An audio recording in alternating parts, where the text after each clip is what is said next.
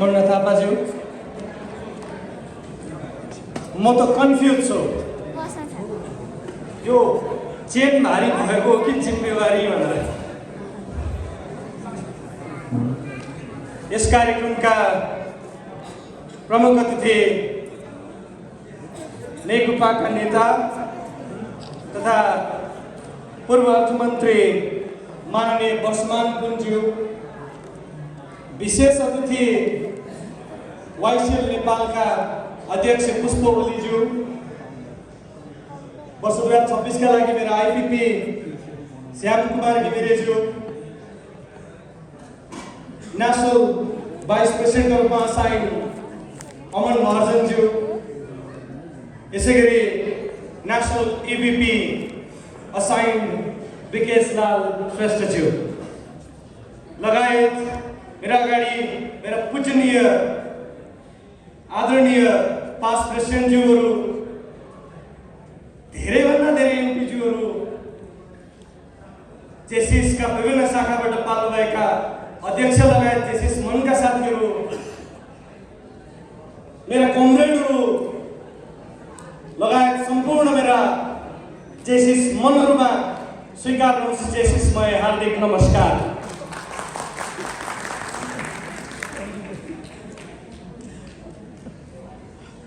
काठमाडौँ जेसिसको अध्यक्षको पद नेपालको सबैभन्दा जेठो शाखाको मात्रै उद्देश्य होइन, यो जिम्मेवारी होइन। काठमाडौँ जेसिसको 56औं अध्यक्षको रूपमा उपस्थित हुनु भनेको अब जेसिस आन्दोलन कतातर्फ जाँदैछ र जेसिस आन्दोलनले र जेसिस नेतृत्वले युवा जागरण कुन हिसाबमा लैजाँदैछ, कुन दिशा निर्देश गर्दैछ भन्ने पनि हो। जेसिस विश्वभरिको लागि युवा नेतृत्व विकासको विश्वविद्यालय हो, युवा नेतृत्वको लागि स्कुल हो। धेरैजना साथीहरूले यो प्रोग्राम गर्ने, यो प्रोजेक्ट गर्ने, फलानु प्रोजेक्ट छ, मेरो फलानु टास्क छ भनिराख्नुहुन्छ। कार्यक्रम मात्रै गर्ने वास्तवमा जेसिसको काम होइन। विभिन्न कार्यक्रम गरेर, टास्क गरेर, परीक्षाहरू लिएर त्यो परीक्षा पास गरिसकेपछि जुन कार्य र नेतृत्व पैदा हुन्छ त्यो नेतृत्व समाजसम्म पुर्याउने, देशसम्म पुर्याउने हो। जुन नेतृत्वले समाजका लागि र देशका निमित्त परिवर्तन र देशका निमित्त योगदान गर्न सक्दैन त्यो नेतृत्व जेसिसको हुन सक्दैन। वास्तवमा जेसिसको नेतृत्व जेसिसको लागि छँदैछ। जेसिसभित्र सक्रियता देखाइसकेपछि जेसिसबाट बाहिर गएर निष्क्रिय हुने जेसिसले सिकाउँदैन। जेसिसबाट सिकेको नेतृत्वले समाजका तमाम वर्गमा रहेका लोकतान्त्रिक अभ्यासहरू, पीडाहरू, उत्पीडनहरू र समाजका समस्याहरूको पनि उसले सही ढङ्गबाट न्यायिक रूपमा समाधान दिने उपायहरू लगाउनुपर्छ। काठमाडौँ जेसिसको अध्यक्ष हुँदै गर्दाखेरि एउटा प्रश्न सधैँ साथीहरूले सोध्नुहुन्छ, जेसिसको एक वर्षको अध्यक्ष हुनको लागि यत्रो मेहनत किन गरेको? 11 बजे सुरु गरेको, रातको 3 बजे चुनाव गरेर 9 वर्षपछि चुनाव जितेर के नै प्राप्ति हुन्छ र 1 वर्ष? यो खालको प्रश्न धेरैजनाको थियो। अनि मेरो एउटै जवाफ रहने गर्छ, 48 घण्टामा सत्ता परिवर्तन गर्ने युवाको देशमा बसेर 1 वर्ष छोटो भन्न मिल्छ? मेरा पास्ट प्रेसिडेन्ट अनुप सुनार हुनुहुन्छ, उहाँले भन्नुहुन्छ मेरो छोरी आइसियुमा थियो, त्यति नै खेर मेरो मातृशोक पनि भयो। त्यो अवस्थामा पनि मेरो सेड्युलमा रहेको, प्लान एक्सनमा रहेका कार्यक्रमहरूलाई अगाडि बढाएर मैले राष्ट्रिय नेतृत्वसम्म मैले पुगेको छु विकासजी, त्यसैले तपाईँ नछोड्नुहोला भनेको छु। अनि विकास श्रेष्ठ मिलले समाजका निमित्त योगदान गर्न छोड्छ? विकास श्रेष्ठ मिलले काठमाडौँ जेसिसको नेतृत्व गर्नलाई 1 वर्षलाई छोटो समय मान्छ? त्यो मान्दैन, कदापि मान्दैन। र काठमाडौँ जेसिसको नेतृत्व गर्दै गर्दाखेरि यो 1 वर्ष सिकाइको वर्ष मात्रै रहँदैन। यो 1 वर्ष 2वटा कुराहरू म महत्त्वपूर्ण रूपमा अगाडि बढाउन सोचिराखेको छु। धन्यवादका शब्दहरूलाई म जोड्नेछु।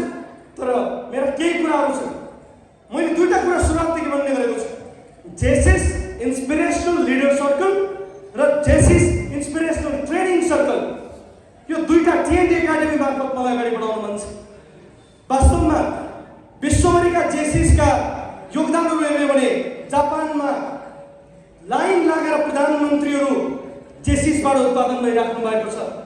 अमेरिकाका राष्ट्रपतिहरू जेसिसले उत्पादन गरिराखेको छ। विधिको शासनमा विश्वास गर्ने, गुड गभर्नेन्समा विश्वास गर्ने अनि मानवताको सेवालाई उच्चतम बिन्दुमा राखेर अगाडि हिँड्ने जेसिसको विधान र पद्धति सिकेका युवा नेतृत्वहरू नेपालमा प्रधानमन्त्री बन्न सक्दैनन् र त्यसका निमित्त जेसिसले उत्पादन गरेका, काठमाडौँ जेसिस र नेपालले उत्पादन गरेका युवा नेतृत्वहरू तयार हुनु पर्दैन। त्यसो भन्दै गर्दाखेरि 48 घण्टे आन्दोलनमा, सत्ता परिवर्तनको आन्दोलनमा जेसिस कहाँ थियो त भन्ने प्रश्न पनि आउँछ। जेसिस कहाँ थियो? जेसिसले आफ्नो भूमिका निभाउँदै थियो। आन्दोलनका केही हाम्रा युवा साथीहरू हतार हुँदै गर्दाखेरि जेसिसले मानवताको धर्मलाई मनमा राखेर सुरक्षाका बीच असुरक्षाका बीच पनि काठमाडौँ जेसिस हामी उपस्थित थियौँ पशुपति परिसरमा र त्यहाँनिर हामीले रक्तदानको कार्यक्रम गरिराखेका थियौँ जीवन बचाउनका निमित्त। सो कार्यक्रममा हामीले रक्तदान कार्यक्रम गर्दै गर्दाखेरि विभिन्न किसिमका झडपहरू भइसकेपछि मैले मेरो आफ्नो साधन त्यहाँनिर गुमाउनु परेको छ। मेरो साधन पनि जलेको छ, तर पनि त्यो बिन्दुबाट मेरो साधन जलिसके पश्चात, त्यो भवन जलिसके पश्चात, त्यहाँ भएका रक्तदानका सम्पूर्ण चिजहरू जलिसके पश्चात पनि म संसद भवन अगाडि गएर उभिएर साथीहरू, चोरेर यो देशको समाधान हुँदैन, चोर्नेहरूले नेतृत्व गर्न सक्दैन, चोर्नेहरूले नेतृत्व गरेर अवश्य पनि देशमा परिवर्तन आउँदैन भनेर त्यहाँनिर पनि अभियान चलाउँदै थिएँ। मसँग मेरा आइपिपी वर्ष 2025 का हिजला खड्काजी, ट्रेजरर सुनिल श्रेष्ठजी अनि सँगै गरिमा लिम्बुजी सँगै हामी उठ्यौँ। त्यहाँ झडप पनि भयो। हामीमाथि चाहिँ विभिन्न खाले लान्छनासहित आरोप लागेर हामीमाथि झडपका साथ आक्रमण पनि भए। केही सज्जनहरू थिए जसले जेसिसको विधि र विधानको पद्धति र सुसंस्कारलाई मान्नुहुन्थ्यो। उहाँहरूले मलाई ज्यान जोगाउनु पर्छ भनेर स्कुटरमा लगेर केही प्रहार पो भयो कि भनेर अस्पतालमा लगेर लैजानु, तर मनमा चोट लागेको थियो। शरीरले के गर्छ, आत्माबाट के लाग्छ भने आज पनि विधिको शासनमा विश्वास गर्नुपर्छ। जेसिसले चारवटा कामहरू गर्छ। इन्डिभिजुअल सेक्टरबाट पर्सनालिटी डेभलपमेन्ट, लिडरसिप डेभलपमेन्ट र संसदीय अभ्यासमा अग्रणी संस्थाको रूपमा जेसिस उभिएको छ। नेपालमा संसदीय अभ्यासको कुरा गर्ने भने जेसिसले नै त्यो तालिम दिएर अगाडि बढाएको इतिहासहरू पनि छ। त्यसैले पनि जेसिस इन्डिभिजुअल सेक्टरमा, इन्डिभिजुअल डेभलपमेन्टको सेक्टरमा अग्रणी शाखा, कम्युनिटी सेक्टरमा विभिन्न खालको इम्प्याक्ट गरेर विभिन्न खालका सामाजिक कामहरू गरेर अगाडि बढाउन कोसिस गर्छ। बिजनेस डेभलपमेन्टको सेक्टरबाट एन्टरप्रेन्योर्सहरू जन्माउने प्रयत्न गर्छ र इन्टरनेसनल रिलेसनको सेक्टरको डेभलपमेन्टबाट हामीले धेरैभन्दा धेरै इन्टरनेसनल रिलेसनका डिप्लोमेट्सहरू जन्माएका छौँ र सम्भवतः काठमाडौँ जेसिसबाट धेरैभन्दा धेरै नेपालको विभिन्न राष्ट्रका लागि राजदूतको रूपमा पनि सेवा गरिसकेका पास्ट सेक्टरहरू हुनुहुन्छ। त्यो मेरो लागि गौरवको विषय हो र 56 अध्यक्षको रूपमा उहाँहरूलाई नमन गर्न चाहन्छु। मेरो स्वर त सुनिराखेको छ, तर मनभरि यति धेरै भिजेर आएका छन् आत्माबाट। मैले धन्यवाद दिनुपर्ने नामहरूलाई र यो पर्सनालिटी डेभलपमेन्ट र लिडरसिप डेभलपमेन्ट, यही होलिस्टिक डेभलपमेन्टको सेक्टरबाट हामीले यसलाई अगाडि बढाउँदै आएका छौँ। त्यो डेभलपमेन्टको सेक्टरबाट मैले गर्न सक्ने चुनौतीका कामहरूलाई मेरा साथीहरूलाई अब समाधानको राजनीति गर्नुपर्छ है भनेर भन्ने गरेको छु। समस्या त प्रत्येक नेतृत्वले देखाउँछ, प्रत्येक नेतृत्वले यो समस्या छ त्यो समस्या भन्छ, तर अब जेसिसबाट जाने नेतृत्वले समाधान के हुन्छ, डायलगमा बस्ने कसरी, प्रजातान्त्रिक अभ्यास के हो, विधि के हो, कार्यविधि के हो, विधान के हो, कुन बुदाले के भन्छ भन्ने विषयमा पनि छलफल गरेर आवश्यकताको न्यायिक अभ्यासहरू गर्दै जानेछ र त्यो तपाईँलाई म प्रण गर्न चाहन्छु।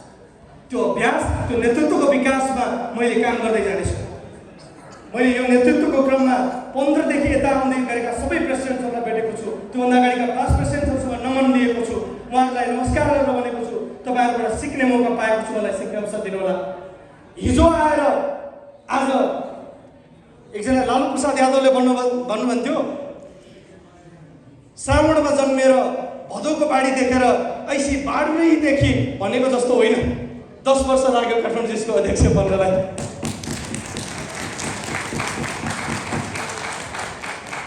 यति माया दिनु कि 10 वर्ष पुऱ्याइ पनि दिनुभयो। लामो समय बसोस् भनेर। किनभने 1 वर्षभन्दा बढी जेसिसको नेतृत्वमा बस्न पाइँदैन। किनभने विद्यालयबाट एकचोटि पास आउट भएपछि अब समाजका लागि निमित्त तिमी तयार भयो। समाजका लागि उत्तरदायी नागरिक, उत्तरदायी व्यवसायी, उत्तरदायी डिप्लोमेट, उत्तरदायी समाजसेवी, उत्तरदायी नेताको रूपमा तिमी परिचित हुनुपर्छ भन्छ जेसिसले। त्यसको लागि म तयार छु। 1 वर्षपछि म त्यसको लागि काम गर्नेछु। मसँग धेरै कुराहरू त छन्। मेरो दिदी यहाँ हुनुहुन्छ, मेरा भिनाजु, मेरा साथीहरू, मेरो पास प्रेसिडेन्टज्यूहरू, मेरा बोर्डका साथीहरू, तमाम सबैजनालाई मेरो धन्यवाद छ। यहाँ प्रमुख अतिथिका रूपमा आइदिनु भएको छ, उहाँलाई धन्यवाद छ। विशिष्ट अतिथिको रूपमा आइदिनु भएको छ, धन्यवाद छ। राष्ट्रिय पदाधिकारी आइदिनु भएको छ, उहाँलाई धन्यवाद छ। मेरो धन्यवादका शब्दहरू मेरो स्वर अलिक तिखो भए पनि रुगा लागिराखेको छ। मैले रुगा लाग्दाखेरि मेरो स्वर अलिक राम्रो सुनिन्छ क्या। त्यो गीत पनि म अलिक बढी गाउँछु, स्वर राम्रो हुन्छ रुगा लाग्दाखेरि। अरू बेला खासै राम्रो सुनिँदैन होइन, यस्तो लाग्छ मलाई। त्यसरी पनि अलिक चर्को स्वरले बोलेको, खोकी पनि लागिराखेको छ। यसो भन्दै गर्दाखेरि अब तपाईँहरूले अलिअलि चर्को स्वर पनि माफ गरिदिनुहुन्छ कि भन्ने पनि मेरो विश्वास हो। तपाईँहरू सबै सम्पूर्ण शाखाबाट आएका मेरा साथीहरू, कतिपय त मेरा सन्तान शाखाहरू हुनुहुन्छ। सन्तान शाखा भनेको काठमाडौँ जेसिसले मातृत्व दिएको शाखाहरू। उहाँहरूलाई मैले प्रत्येक शाखामा गएर भन्ने गरेको छु, मेरा प्यारा सन्तान शाखाहरू, म तपाईँहरूको अब अंश बन्ड हुन दिन्न। म तपाईँहरूलाई समेटेर एक ढिक्का बनाएर लान चाहन्छु। कृपया म अभिभावकसँग जोडिनुहोस् है भनेको छु। मेरा छिमेकी शाखाहरूलाई छिमेकीहरूसँग खटपट होलान्, अब जोडिएर जानुपर्छ, सँगै तालिम लिनुपर्छ, मल्टी च्याप्टर ट्रेनिङ्सहरू गर्नुपर्छ। जेसिस फर जेसिस र जेसिस फर सोसाइटी मुभमेन्टलाई हामीले अगाडि बढाउनुपर्छ भनेको छ। उहाँहरूले विश्वास गर्नुभएको छ। तपाईँहरू सबैलाई त्यो विश्वासका लागि पनि धन्यवाद छ। यो प्रत्येक अनुहारलाई धन्यवाद दिन मन छ, प्रत्येक टाउको गणेर धन्यवाद दिन मन छ, नमन गर्न मन छ, तर मसँग समय कम छ। मलाई एउटा चिज सधैँ विश्वास लाग्छ, बोल्नेहरू नेता हुन्छन् भन्नुहुन्छ। मलाई लाग्दैन बोल्नेहरू नेता हुन्छ। बोल्नेहरूभन्दा पनि सुन्नेहरू नेता हुन्छन्। मैले अघि पनि भनेको छु एकछिन अगाडि, जो व्यक्तिले सुन्न सक्दैन त्यो व्यक्ति नेता हुन सक्दैन। यो समाजको पीडा, यो समाजको समस्या, यो समाजका साथीहरूको गुनासो, यी सबै सुन्न सक्दैन भने त्यो कसरी नेता हुन सक्छ? तमाम गुनासो सुन्न सक्ने, अहिले मेरो गुनासो पनि सुन्न सक्ने, मेरा कुराहरू पनि सुन्न सक्ने तपाईँहरूलाई मेरो नमन छ, नमस्कार छ। सुन्नेहरू वास्तविक नेता हुन्, अनि त्यसपछि बोल्नेहरू। वास्तवमा त बोल्नेहरूको मुठीमा यो संसार हुन्छ भन्छन्। हुन त संसार चलाउनको लागि पनि बोल्नु पर्यो, सुनिदिनु पनि पर्यो। यो बोल्ने र सुन्नेको यो सङ्गम बिन्दुलाई तपाईँहरूले सँगसँगै लैजानुहुन्छ भने पनि मैले विश्वासका साथ सम्पूर्ण मनहरूलाई धन्यवाद दिँदै म विकास सम्मेलन लामो समय बोल्दिनँ। जति बोलेँ त्यसलाई लामो नमानिदिनु होला भन्दै यहाँनिर मेरो भनाइ टुङ्ग्याउँछु। धन्यवाद, नमस्कार। सँगै